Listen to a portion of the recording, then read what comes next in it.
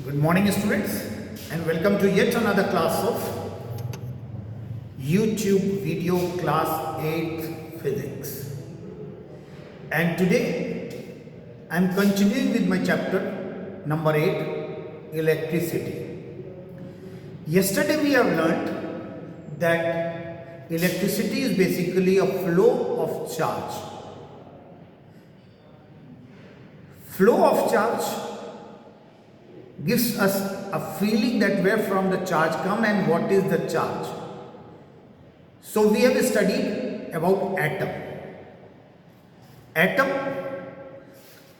is a basic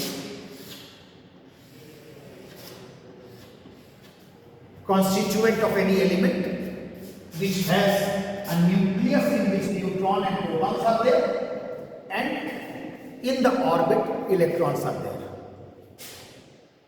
The sum total of proton is equal to electron. Protons are positively charged, electrons are negatively charged, and neutrons in fact have no charge. Now, atom can have number of orbits. Atom has a central nucleus in which neutron and protons are there and has number of orbits. This is called outermost orbit, or you can say the last orbit. Obviously, the distance of the last orbit from the nucleus is large. So the electron present there, yesterday we have discussed oppositely charged body attract each other. So nucleus is positive, electron is negative, they attract each other. So the attraction on the electron present in the outermost orbit is less. So they are loosely bound by the nucleus. Electrons of outermost orbit are loosely bound by the nucleus. The reason is simple for the distance. These loosely bound electrons are called free electrons. What are free electrons? Those electrons which are in the outermost orbit of an element, of an atom, are called free electron. And the reason for which they are called free electron is that they are loosely bound by the nucleus. So those electrons which are there in the outermost orbit of an atom and loosely bound by the nucleus are commonly called free electrons. When we rub the element having this atom, these electrons leave the atom, and once these electrons leave the atom, which electron? Free electron. All electron, this electron cannot leave the atom because it is inner orbit electron, it cannot leave the atom. So only those electrons which are in the outermost orbit of the atom can leave the atom. That too can, not necessarily they will leave. If they leave the atom has less number of electrons, more number of protons, less number of negative charge, more number of positive charge. As a result, the atom becomes positively charged. Now, electrons do not have a free existence. You cannot have electrons separately. So, electrons do not have. So, there is one more atom. So this electron will go here. Because electrons do not have free existence, so it must go to some atom. So the atom to which electron goes, it becomes negative. And the atom which loses electron becomes positive. So when we rub two things one against each other, one becomes negative, the other becomes positive. But you see, whatever is the number of electrons here, whatever is the number of electrons here in the beginning, at the end also, here it has become plus 1, here it has become minus 1. again the number of electrons remains the same. This is known as law of conservation of electric charge. What is law of conservation of electric charge? That the number of electrons in a system, the electron has gone from here to here, no problem, but the number of electrons remain the same, or in other words, we cannot destroy an electron. Electrons do not have free existence, so one atom has lost, but where it has gone we don't know, that we cannot say. It has gone from here to here. One positive is created here, one negative is created here. Number of electrons, one reduced here, one increased here. So total number of electrons remain the same, and this is commonly known as law of conservation of electric charge. I hope you have understood. We have taken two examples. Glass rod with silk. When we rub glass rod against silk, glass rod loses electron to silk. So silk become negative, glass rod become positive. In the other hand, the second example we have studied the ebonite rod with fur. So when we have rubbed the ebonite rod with fur, fur loses electron to ebonite. So when fur loses electron to ebonite, ebonite gains electron. So it becomes negatively charged and fur loses positive charge. Now question is how much?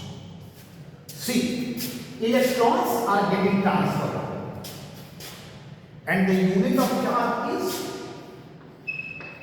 Coulomb. Coulomb is the unit of charge. Writing again, Coulomb is the unit of charge. Commonly we write it as capital C. C stands for Coulomb. So the charge on one electron is equal to minus, because it is negative, 1.6 into 10 to the power minus 19 Coulomb. So charge on one electron is 1.6 into 10 to the power minus 19 Coulomb, or in other words, 1 Coulomb has 6.25 into 10 to the power 18 electrons. So in 1 Coulomb charge, 6.25 into 10 to the power 18 electrons are there. So this is what the electrification process is. What is the electrification process? The electrification process is the transfer of free electrons.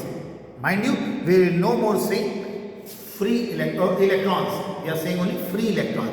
What are free electrons? The electrons of outermost orbit. Now, there is a concept of conductors and insulators. So let's discuss this. Conductors and insulators.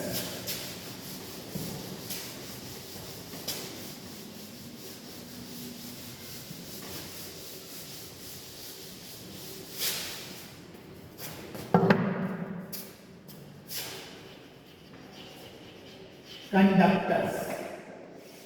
So suppose this is a substance. Now how to decide whether this substance has got is a conductor or an insulator? So if it has free electrons, then it is a conductor. Why it is a conductor? Because these free electrons can move. And I think in the beginning I have taught you that the motion of charge in a conductor is called electricity. So it means this substance is allowing electricity to flow through it. And when it is allowing electricity to flow through it, excuse me, it is conductor. So conductors have large number of free electrons. Conductors have large number of free electrons such that they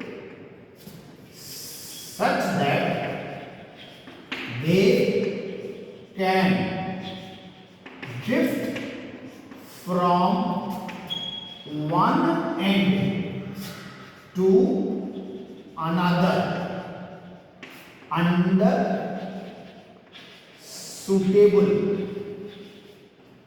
electrical condition.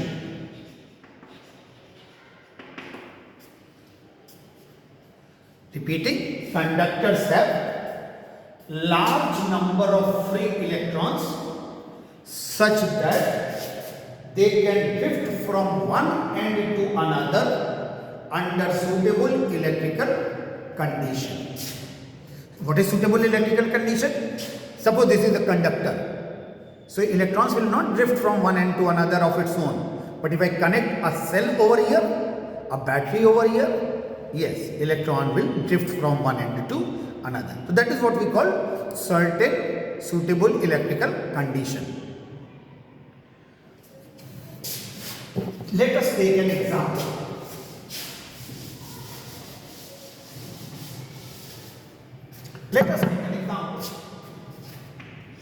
This is a substance having plus 10 electron. Now you understand the meaning of this. This is a substance which has got plus 10 electron, means 10 extra electron it has.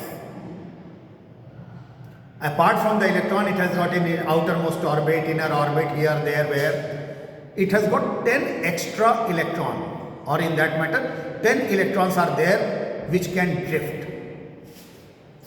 Obviously, this is a negatively charged body. Negatively charged body. Now this is the substance. It has minus 2 electron. You know, minus means shortage. Minus means shortage. It has a shortage of 2 electron. Lack, I am writing here for you, lack of 2 electrons. Minus 2 electron means it has lack of 2 electrons. Obviously, it has a shortage of electron. It means it is a positively charged atom. So it is positively charged atom. Why it is positively charged atom? Because it has shortage of electron. I think I have taught you already that excess of electron makes it negative, shortage of electron makes it positive. If I connect them through a conductor, then it has more electron, it has less electron, so electron starts flowing like this. But if I connect them through an insulator, then no electron will flow through it. So if electrons are flowing through it, it is a conductor. If electrons are not flowing through it, it is insulator. So why electrons are flowing through it? Because certain suitable conditions are provided at the both ends. Here more electrons are there, here less electrons are there. Obviously electrons are moving from here to here. If it is conductor, electrons will move from here to here. But physics says things move from high to low. Things cannot move from low to high. Here it is negatively charged. I hope negative means low. Positively charged. Positive means high. And actually what is flowing? Electron. From low to high. Physics says things flows from high to low. So there must be something that should flow from here to here, and that is called current.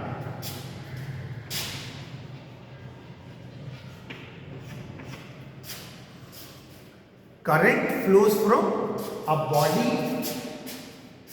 at high potential to a body at low potential. The word potential will describe later stage, but something at high to something at low. But electron goes from low potential to high potential, or electron flows from a place where it is more to a place where it is less. This is how we decide about conductors and insulators. To know whether a body is conductor or insulator, we use this idea to make an instrument.